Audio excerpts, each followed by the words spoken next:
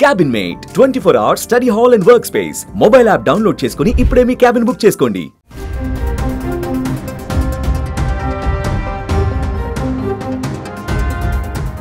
సింధు జలాల ఒప్పందం ఏంటి? ప్రధాని మోదీ నిర్ణయంతో పాకిస్తాన్ ఎలాంటి జల దిగ్బంధంలో చిక్కుకుంటుంది? పహల్గాంలో చెందిన పర్యాటకుల రక్తం పాక్ పతనానికి కారణం కాబోతోందా? వీర మరణం పొందిన వారి భార్యల కన్నీళ్లే పాక్ ని ఎడారిగా మార్చబోతున్నాయా?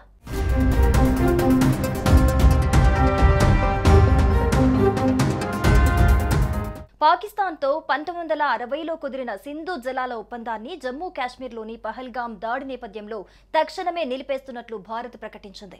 సింధు నది వ్యవస్థలో ప్రధాన నదులు పాకిస్తాన్కి చాలా ముఖ్యమైనవి. తాజా చర్యల వల్ల పాకిస్తాన్కు మాత్రం గడ్డుకాలం రాబోతోంది. మోడీ సర్కార్ తీసుకున్న ఈ సంచలన నిర్ణయంతో నదీ జలాల అంశం మళ్లీ తెరపైకొచ్చింది.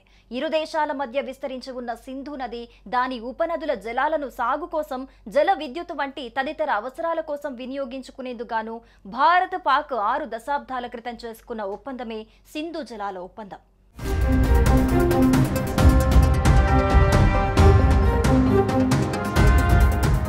కేంద్ర ప్రభుత్వం కీలక నిర్ణయం తీసుకుంది. ఈ పహల్గాం దాడి కారణంగా భారత్ పాకిస్తాన్తో ఉన్న అన్ని సంబంధాలను తెంచుకుంటోంది. అటారీ బార్డర్ కూడా మూసివేయనుంది. ఇక పాకిస్తాన్తో ఉన్న సింధు నది జలాల ఒప్పందంపై కూడా కీలక నిర్ణయం తీసుకుంది కేంద్రం. కొన్నేళ్ల క్రితం చేసుకున్న సింధు నది జలాల ఒప్పందం కూడా సస్పెండ్ చేసింది. ఈ అగ్రిమెంట్ నిలిపివేయటం వల్ల చిన్న సింధు నది, జీలం, బియాబ్, సట్లెజ్ నది నీళ్లు పాకిస్తాన్కి నిలిచిపోతాయి. ఈ నేపథ్యంలో కొన్ని మిలియన్ల మంది ప్రజలపై తీవ్ర ప్రభావం పడుతుంది. ఈ నదులు అక్కడి ప్రజలకు ప్రధాన వనరులు, వ్యవసాయం, ఇతర అవసరాలను తీరుస్తాయి.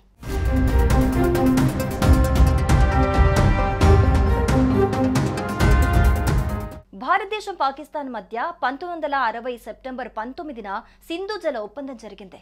వరల్డ్ బ్యాంక్ సమక్షంలో ఇరు దేశాలు సంతకం చేశాయి. అయితే ఇండియా పాకిస్తాన్ మధ్య 1965, 1971, 1999 మధ్య యుద్ధం వచ్చినా కానీ ఈ నీటి జలాల పంపకంలో ఎలాంటి నిలుపుదల చేయలేదు. కానీ తాజాగా పహల్గాం దాడి తర్వాత ఈ నీటిని నిలిపివేసింది భారత్.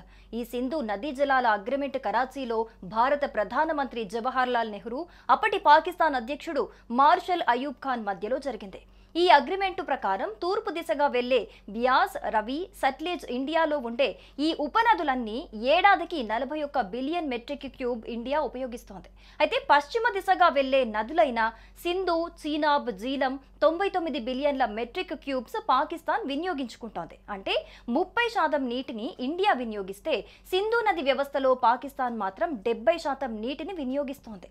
జీలా, చీనాబ్ ఉపనదులపై భారత్ కిషన్ గంగా ప్రాజెక్టును కూడా నిర్మిస్తోంది. భారతదేశం ప్రవాహాన్ని నిలిపేయటం వల్ల పాకిస్తాన్ విద్యుత్ ఉత్పత్తి తగ్గుతుంది. నీటి ప్రవాహం తగ్గటం వల్ల పంట వైఫల్యాలు, దిగుబడి తగ్గటం, ఆహార అభద్రత ఏర్పడవచ్చు. ముఖ్యంగా గోధుమ, వరి, పత్తి వంటి పంటలు పండవు. దీంతో ఆహార కొరత ఏర్పడుతుంది. ఇలా పహల్గాం ఉగ్రదాడికి కొంత పగని తీర్చుకోబోతోంది భారత్.